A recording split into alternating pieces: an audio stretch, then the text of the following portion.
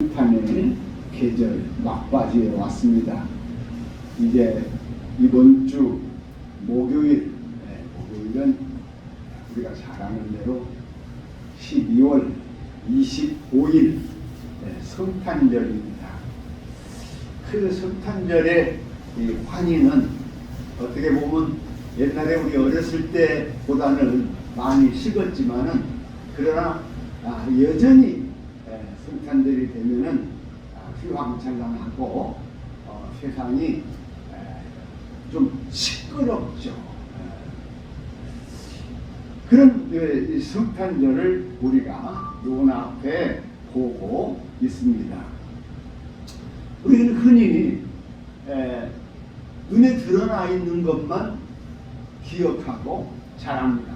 성탄절 하면은 첫째로 우리가 떠올리는 게 뭐냐면 동방박사들 또는 오늘 말씀처럼 마국간 또는 아기 예수 이런 것들은 우리가 잘 떠올리는데 사실 우리가 많이 읽고 기억하고 잘 아는 이 목자들에 대해서 우리는 사뭇 정확하게 그 뜻을 이해하지 못하는 경우가 많이 있습니다. 누가복음은 누가 썼다고 그랬죠? 누가라는 사람이 썼죠. 근데 이 누가라는 사람은요, 다른 복음서 기자들보다 또는 다른 사람들보다 똑똑한 사람이었어요. 똑똑한 사람이었고 두 가지의 사실로 그 누가의 재능이 증명되는데, 하나는 누가는 그 직업이 의사였다. 의사면은 어때요, 여러분? 오늘날도 마찬가지지만 이 의사는 최고의 직업 아닙니까? 누가는 의사적인 재능이 있고 직업이 의사였지 않냐 하는 그런 그 추론을 하곤 합니다. 두 번째, 누가는 역사적인 지식이 참 많은 사람입니다. 다른 복음서 기자들보다 누가는 역사적인 지식이 많아서 이 성경을 쓸 때에 그냥 단순하게 어느 날 이렇게 쓰는 게 아니에요. 누가는 예수님의 탄생의 사건을 말할 때, 여러분 누가복음 2장 1절에 보면 이렇게 말합니다. 그때에 가이사 아구스드가 영을 내려 천하로 다 호적하라 하였으니, 그러니까 아구스도라는 이 로마의 황제의 칙령이 내려진 그때라고 예수님 탄생의 시기를 말하고 있는 거예요. 그러니까 옛날에 예수님이 나왔대요. 그때가 언제인지는 잘 몰라. 그냥 옛날에 나왔대요. 그런데 누가는 그렇게 말하지 않아요. 그냥 단순히 옛날에가 아니라 엊그제가 아니라 지난번에가 아니라 어떤 때 아우구스도가 칙령을 내렸을 때, 그때에 누가 탄생했다고요? 예수님이 탄생했다. 그러면서 그때에 있는 상황적인 그 이야기들, 칙령이 내려서 천하로 다 호적하러 갔던 그때에, 그러니까 이 누가복음의 저자 누가는 이 누가복음을 기록하면서 역사적인 근거, 그 사실을 이렇게 말하고 있어요. 그러니까 역사의식이 있고 어떤 신학적인 작업이 이 안에 이 글 속에 있다는 거예요. 그런데 제가 오늘 드리고자 하는 말씀은, 오늘 본문 제목이 뭐예요? 왜 목자들이었는가? 이 이야기를 하면서 바로 등장하는 사람들이 있는데, 사람들이 누구예요? 8절. 그 사람들이 누구예요?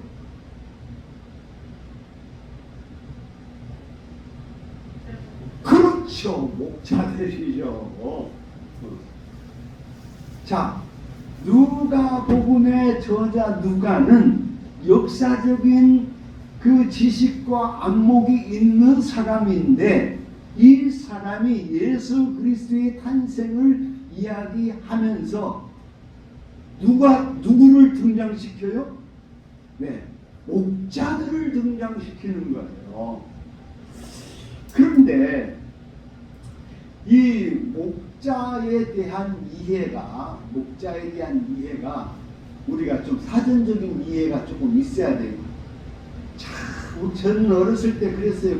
제가 그림은 잘 못 그리지만 성탄절이 되면은 목자들을 그리고, 그래가지고 목자들이 이렇게 뭡니까, 이 모자 같은 걸 하얀색 옷을 입고 쓰고 지팡이 짚고 양떼를 치는 그런 그 그림을 그렸던 기억이 있어요. 그러니까 그런 그림을 볼 때에 우리는 굉장히 낭만적으로 생각을 해요. 목자 하면은 굉장히 낭만적이고 굉장히 평화롭고 순박하고 그런 자연 친화적인 이미지로 이 목자들을 생각을 하죠. 그런데 1세기 때에 그 시대에 팔레스타인에서 유대 사회에서 목자라는 이 직업은 뭐냐면, 목자는 거의 노예의 직업과도 같아요. 그래서 이 목자는 아주 천한 직업, 천민들이에요. 그래서 이 목자들은요, 자기 재산이 없어. 재산권도 없어.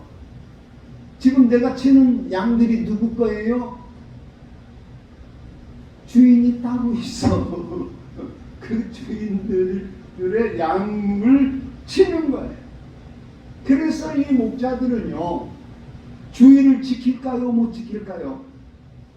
안식일을 안 지켜. 또 뭐예요? 이 목자들은 하나님께서 주신 계명을 지킬까요? 안 지킬까요? 지킬 수가 없어. 왜? 밤낮으로 뭐 합니까? 양을 쳐야 되는 거예요. 양을 치는.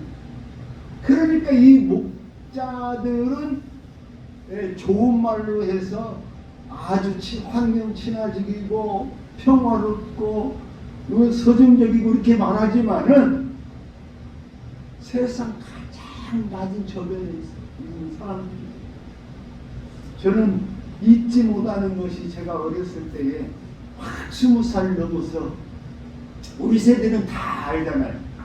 20살 넘었을 때 우리 친구가 중간 기계 공부를 쭉 나왔어요. 그러시가 우리 서울로 가자. 그렇고 서울 귀엽잖아요. 그랬더니 그 친구 따라갔더니 어디를 가냐고, 김치 공장을 갔어요. 김치 공장. 여러분, 그때도 김치 공장이 있었어요. 40여 년 전이면. 근데 사실 김치 공장이, 제가 어렸을 때 중학교 1학년 때도 김치 공장이 있었어요. 서울은 그랬어요. 근데 김치 공장을 가니까 어떠냐면은 물수저처럼 이렇게 목욕탕이 막 몇 개 있어요. 그래가지고 목욕탕 안에다가 100집은 묵을 쓸어서 거기다 쟁이고, 거기다가 이제 막 고춧가루 버무리겠죠? 그럼 뭘로 버무려요? 삽으로 버무리죠. 근데 삽이 다 장화 신고 들어가고 휘젓고 이렇게 하죠. 거기까지는 그래, 그냥 그래도 공장이니까 일하는 건 저녁 때가 됐어요. 저녁 때가 돼가지고 이제 그 숙소에 가서 잠을 자려고 하는데 몸은 막 천근만근이고 온몸이 쑤시는데, 방이 이렇게 요만한 방이 컨테이너 방, 그때도 컨테이너가 있었거든요. 이런 방에 사람이 잠을 자는데 칼이라고 착착착착착 자는 거예요. 그런데 조금 틈이 있으니까 그놈을 밀치고 불씨가 이러시 자. 그래서 누우니까 내가 잊어버릴 정도 그 담요가 군용 담요가 아닌데 색깔이 국방색이요. 그 말은 무슨 말인지 이해 갑니까? 이건 빨 수도 없죠. 그 군용 담요도 아닌 것이 국방색이요. 그렇게 잠을 자고 막 이게 밤새 뒤적이고 이렇게 쳐다보면 여기가 뜨겁고 그렇게 자고 아침에 일어나니까 새벽부터 이제 밥 먹으러 가자. 얼마나 반갑습니까? 밥 먹으러 가자 하니까 그때는 그런 것들은 참 서울이 발달됐어요. 식당에 가니까 그냥 막 줄 서서 이렇게 밥을 먹잖아요. 근데 밥은 그야말로 그 돼지 저희처럼 주는 밥이지만 밥이 꿀맛같이 맛있는 그것을 지금도 잊을 수가 없어요. 너무너무 밥이 맛있어요. 이게 어떻게 보면 우리 한국 사회에서 그 진짜 시골에서 상경해갖고 그 얼마나 많은 사람들이 서울로 이렇게 갔습니까? 목자와 같은 사람들이 자기의 이 주관적 판단과 자기의 직업이 일을 하는 그것이 아니라 공장에서 찍혀 나오듯이 아침에 딱 일어나서 밥집 가서 밥 먹고 공장에 가갖고 하루 종일 그 김치 만들고 그 일을 했던 기억이 납니다. 그러니까 이 1세기 때의 유대사회 팔레스타인 지역의 목자라는 것은 조금 전에 말씀드린 것처럼 그렇게 뭐랄까 이 서정적인 그런 그림이 아니라 이거는 그야말로 최악의 그 상황인 거예요. 목자들 잠은 또 어떻게 자겠어요? 잠잘 자리 있어요? 들판에서? 나무 위에 올라가갖고 잠을 자겠죠. 왜? 밑에서 자다가 잘못하면 짐승한테 해를 받으니까. 그래서 이 목자들은요 굉장히 중요한 말 한마디가 있는데 법적인 증언을 못해요.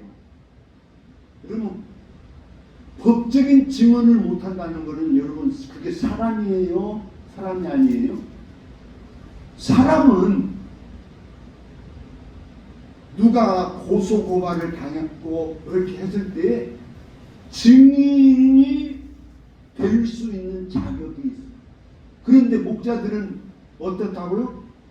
증인이 될 수가 없어요. 왜? 율법을 안 지키기 때문에. 율법을 안 지키고 상한 천민이기 때문에 이 목자들은 그런 법적 증언 능력이 없다고 말합니다. 그래서 후대에 그 탈무드에 있는 글을 보면은 이 목자를 뭐라고 하냐면은 목자는 도둑놈하고 같은 부류의 사람이다 이렇게 말합니다. 자, 그러면 이제 우리들이 지금까지 생각했던 이 목자에 대한 환상이 다 깨져버렸잖아요. 그동안에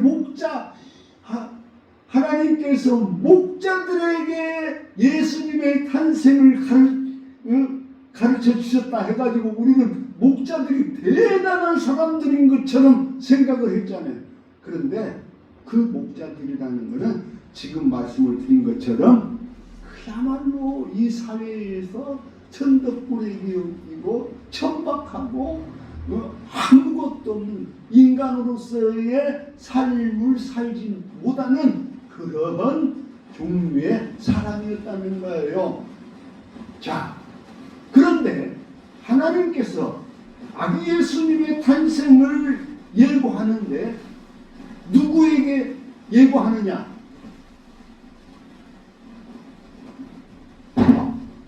제사장도 아니에요. 제사장은 아기 예수님의 탄생에 대해서 전혀 생각도 하지 않고 있어요.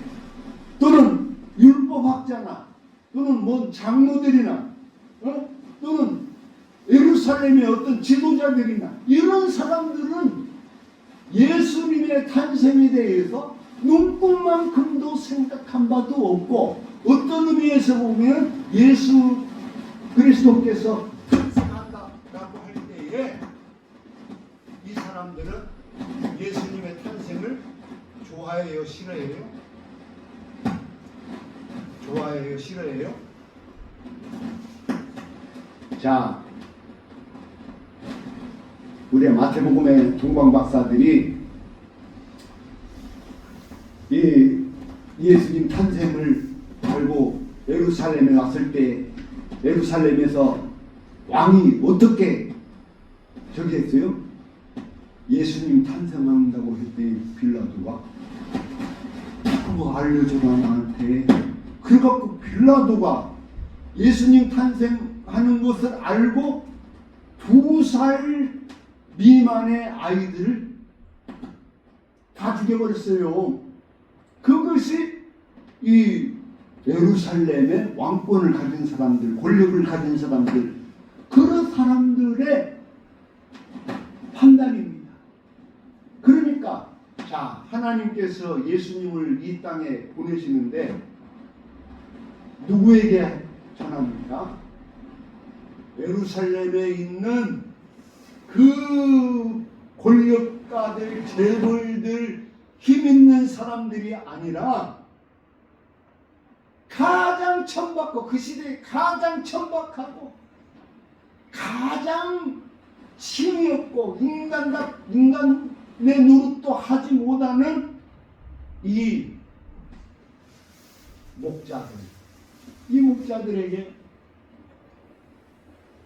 아기 예수, 우리 구주의 탄생을 예시 가르쳐주는 것입니다. 이게 이 천사들이 갑자기 이 목자들에게 나타나잖아요. 다 천사들이 갑자기 목자들에게 나타나니까 여러분 그런 거예요. 이제 천사를 본 사람을, 우리 장모님은 천사 보셨어요? 물론 어떤 사람들은 옛날에 뭐 도깨비도 봤다고 그러고 뭐 귀신도 봤다고 그러고, 근데 이게 영적인 존재라 눈으로 보기가 어려울 텐데, 그래서 성경에 보면은 영적인 존재로 말할 때도 있고 또는 어떤 때는 사람 같은 존재로 말할 때도 있어요, 이 천사를. 그런데 이 천사들이 갑자기 막 나타나니까 이 목자들이 놀라워, 그냥 두려워하는 거예요. 무서워요. 이 천사가 나타나니까 막 이 목자들이 크게 무서워하는지라 그래요. 그냥 무서워하는 게 아니라 크게 무서워했다는 거예요. 왜? 저 저승사자가 우리 잡아먹고 잡아가려고 옹매시다고 이렇게 생각하죠. 그래야 한 거네요. 네? 그래서 막 크게 무서워하는 거예요. 그런데 그때 천사가 말합니다. 천사가 이르되 무서워하지 말라. 내가 온 백성에게 미칠 큰 기쁨에 좋은 소식을 너에게 전하노라. 오늘 다윗의 동네에 이스라엘에 너희를 위하여 구주가 나셨다. 구주가 나셨다. 이렇게 구주라는 말이 무슨 말일까요? 자, 우리 똑똑한 정집사님, 이게 뭔 말일까 지금? 구주라는 말은 그런 말이죠. 이 세상을 구원할 주인, 이 세상을 구원하는 주인, 이 구주예요, 구주. 그런데 이 구주라는 말은 이런 거예요. 일종 메시아예요. 이 세상을 구원할 주인인데 헤롯 왕도 또는 그 로마의 황제가 내가 구주다 이렇게 말하는 거예요. 짐이 이 세상을 구원할 자니라 이 말이에요. 예? 그렇게 그 말을 합니다. 그러니까 이 세상을 구원할 자가 누구냐라고 할 때 로마의 황제가 내가 이 세상을 구원할 자니라. 내 통치가 너희들에게 필요하니라. 무슨 말인지 이해가죠? 이게 구주예요. 그런데 이 천사의 말은 로마의 황제와 같은 구주가 오늘 우리에게 필요한 것이 아니라 누구에게? 이 다윗의 동네에 이스라엘에 또 우리들에게 필요한 구주가 나실 것이다는 거예요. 나셨다는 거예요. 그러면 이제 이 말이 조금 이해가 갑니까? 로마의 황제가 말하는 내가 너희들의 구주니라 이게 아니라 다윗의 동네, 다시 말하면 이스라엘의 사회에 유대에 이 세상을 구원할 작은 아들인데 이 건을 큰 기쁨의 좋은 소식이다 이렇게 말하는 거예요. 큰 기쁨의 좋은 소식인 거예요. 할렐루야. 자, 오늘날 천사가 우리에게 나타났어요. 천사가. 그럼 우리 소식을 전합니다. 뭔 소식?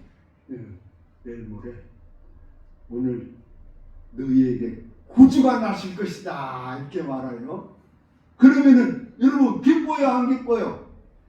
기쁘죠. 한없이 기쁘죠. 왜? 지금 우리는요 어떻게 살아요? 아까 말한 것처럼 장화 신고 가갖고 이거 하루 종일 이 짓하고 차에서 배추 나르고 하고 잠은 칼잠을 자고 국방색 이불 덮고 자고 그 인간도 못 되는 그런 삶을 사는 이 목자들에게 있어서 구주는 그야말로 기쁨의 좋은 소식이죠. 할렐루야. 그 천사들이 야 너희들 무서워하지 마. 내가 너희에게 전하는데 얘기하는데 지금 구주께서 나셨다.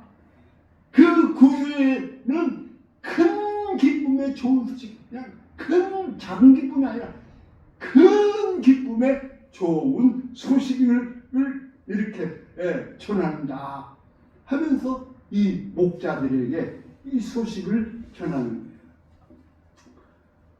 여러분 이스라엘은요 수백 년 동안 옛날에 모세가 살았을 당시에 400년 동안 이집트에서 종살이 할 때 그 400년 동안 이집트에서 종살이 하는 것은 얼마나 고통스럽고 고달프고 그야말로 이건 살아야 할지 죽을 권한도 없어요.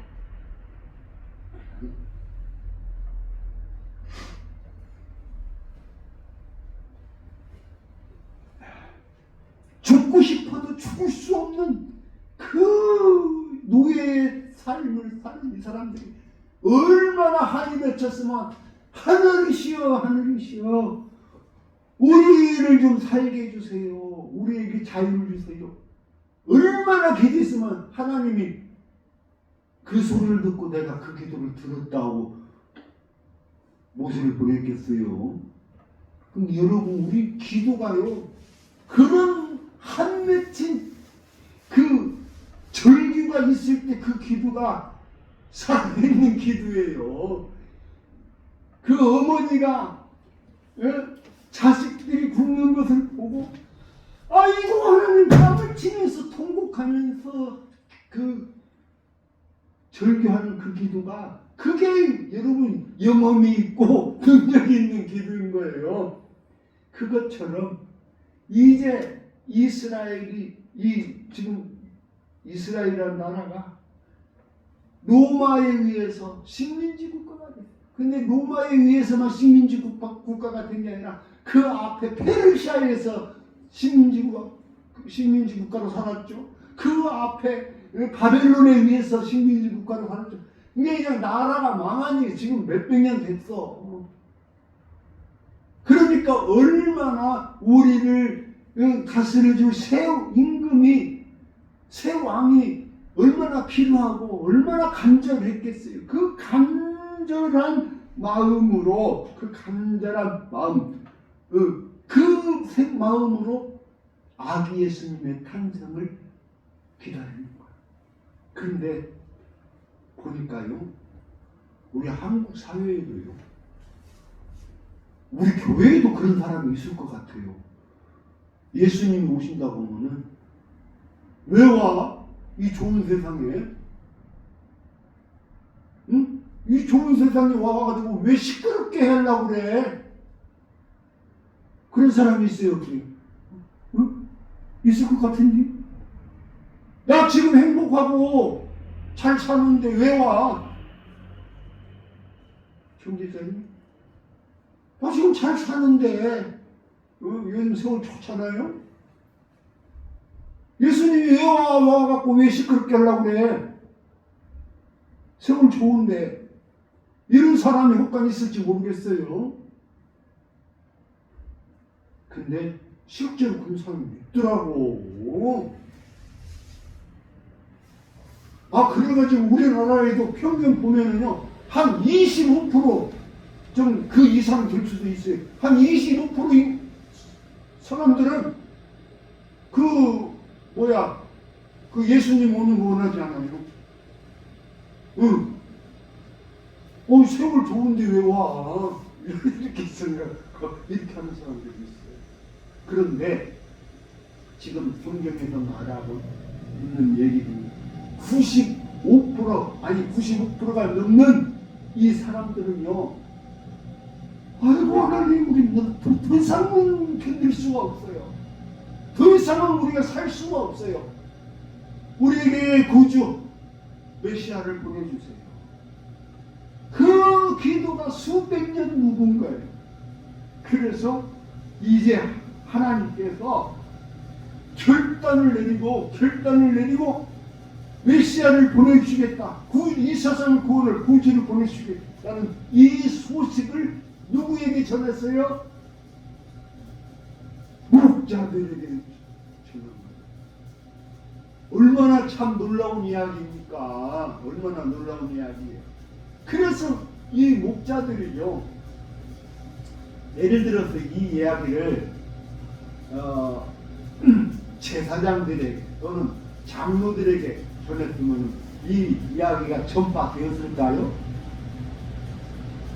난 안 됐을 거라고 믿어요.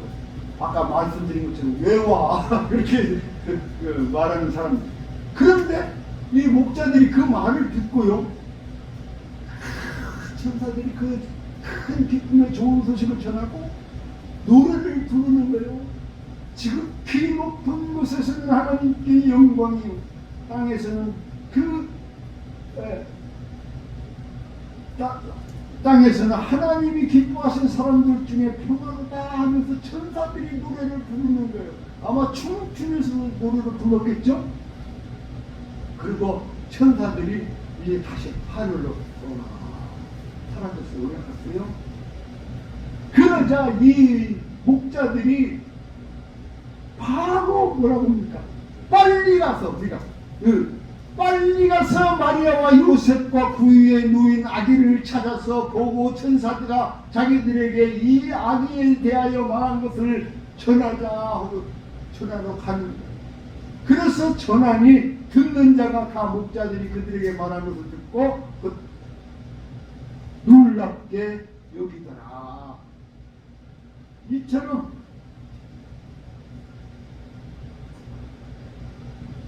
이 목자들은 그 천사들이 전하는 말을 듣고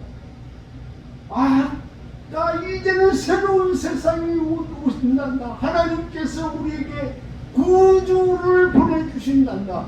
하면서 이 소식을 빨리 가서 마리아와 요셉과 그 구현의 거기 가서 이 소식을 전하자 하고 가서 이 소식을 전하니까 사람들이 다 듣고 놀랍니다. 자, 누가복음은요, 예수님의 탄생의 소식을 누구에게 전했대요? 목자들.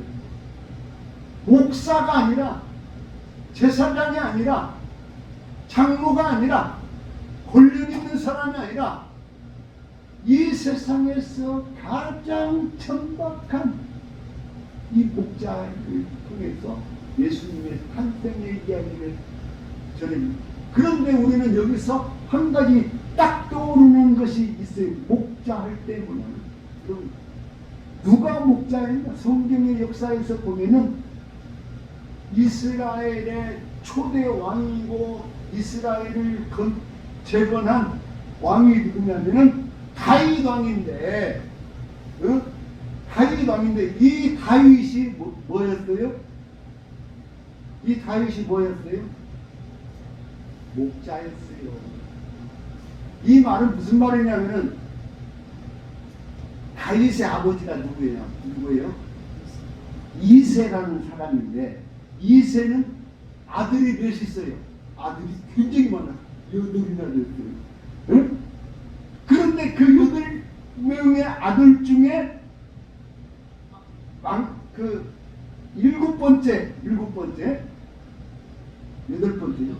여덟 번째 아들이 누구냐면 다윗이에요. 그러니까 다윗은 그 이새의 집안에 우리말로 하자면 문열이. 그러니까 너는 다른 형들은 집안일도 하고 반일도 하고 논일도 하고 직업도 있고 뭐 있겠지만 다윗 너는 문열이 너 저기 들판에 가서 양이나 쳐. 그래서 다윗은 양치기 목자예요. 목동. 응? 그러니 다윗은 집안에서도 쉽게 말하면 성애에 들지 못하는 거예요. 그러니까 들판에서 양을 치는 인생이 이게 얼마나 기가 막힌 인생입니까? 그런데 하나님의 역사는 어떻게 되냐면, 이 들판에서 양을 치라고 했더니 이 다윗은 들판에서 공부를 한 거예요. 자연과 더불어서 시와 음악을 익히고, 우리 안 집사님, 우리 정 집사님은 저기 한라산에다 갔다 오면 한라산에 달려가고 시와 음악을 즐기고 거기서 그런가 하면은 다윗은 또 양을 치면서 무서운 용사가 됩니다. 곰이나 호랭이나 사자가 달려들면은 그 사자나 이런 것들을 물리치는 용사가 되는 거예요. 그래서 다윗은 물맷돌 던지는 장수가 돼갖고 일이나 늑대나 사자 같은 거 오면 물맷돌을 날려서 그것들을 때려잡는 거예요. 혹시라도 곰이 와가지고 새끼 양 하나만 가져갔다, 저는 죽는 날이에요. 다윗은 문열이 가서 양치라고 했더니 그 산에 가고 시와 노래를 즐기고 비파를 켜고 장수가 돼가지고 결국은 이 다윗이 이스라엘의 2대 왕이 되는 거예요. 그래서 이스라엘의 역사를 새롭게 시작합니다. 사울의 역사는 딱 끝나버려요, 거기서. 그런데 다윗의 역사로 해서 이스라엘 역사가 끝날 때까지 다윗의 왕조예요. 다윗의 왕조는 옛날에 다윗 왕이 목자였다. 이제 새롭게 탄생할 구주, 이렇게 새롭게 우리에게 오시는 이 구주는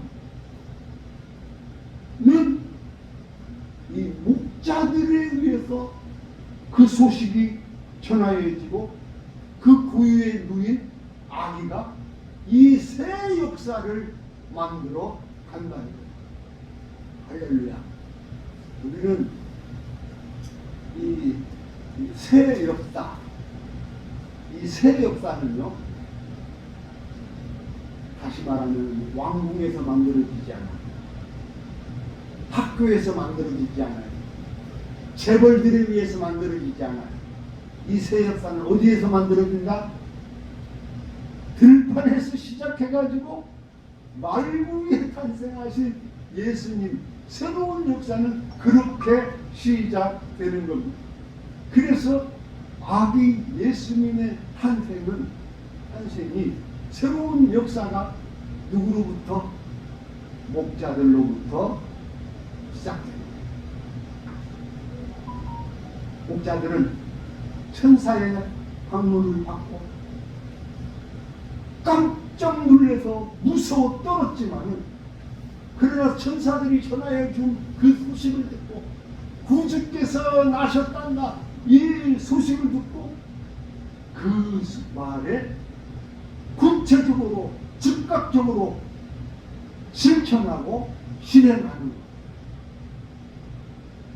것. 어때요? 배부른 사람들은 그렇게 실천할까요? 일단 배부르면은 배 소화나 좀 시키고 나서 먹자고 이렇게 할 거예요. 근데 이 배고픈 목자들은요, 당장에 그 말을 듣고 우리가 어떻게 빨리 가서 빨리 가자 이거예요. 빨리 새롭게 열어가라, 새 역사는 빨리 가서 전하자. 그래서 이 목자들 성경에 보면 우리가 이제 베들레헴까지 가서 주께서 우리에게 알리신 일을 보자고 가서 이 보는 거예요. 그러니까 그 목자들이 전하는 얘기를 사람들이 듣고 듣는 자가 다 놀랍게 여기더라고요. 저는 오늘 우리 교회에 묻습니다. 오늘 우리 한국 교회에 묻는 것, 도대체 목자는 어디에서 오는가? 그런데 오늘 우리는 무엇을 보는가? 휘황찬란한 교회의 모습을 보고, 제사장들을 보고, 말가라는 목사들의 그 언변을 듣고, 그 속에서 우리가 구주 예수님의 탄생을 기대할 수 있겠는가? 오늘날 저는 참 예수님께서 다시 오시는다고 하셨는데, 그 다시 오시는 예수님이 과연 우리 교회에 임하실까? 교회는 앞서 말씀드린 것처럼 이미 권력에 사로잡혀 있어요. 그래갖고 교회는 그냥 엄청난 이 돈놀이를 하고 권력 노름하고 그러고 있는 거예요. 그런데 목자들처럼 아무런 인생에 낙이 없고 즐거움이 없고 소망이 없는 그 작은 교회, 작은 사람들, 하나님께 대한 간절한 소망을 가진 사람들, 그들의 그 기도 속에 나는 하나님께서 다시 오신 우리 예수 그리스도를 우리에게 보내주실 줄로 믿습니다. 그래서 성탄이 그 간절한 소망을 가진 목자들처럼 오늘 우리들도 예수 그리스도의 다시 오실 그 주님을 바라보면서 소망하면서 그 간절한 예수 그리스도의 탄생을 이 땅에 알리고, 그리고 그 믿음으로 살아가는 우리 모두가 되실 수 있기를 주의 이름으로 축원합니다. 다 같이 기도합니다. 주님,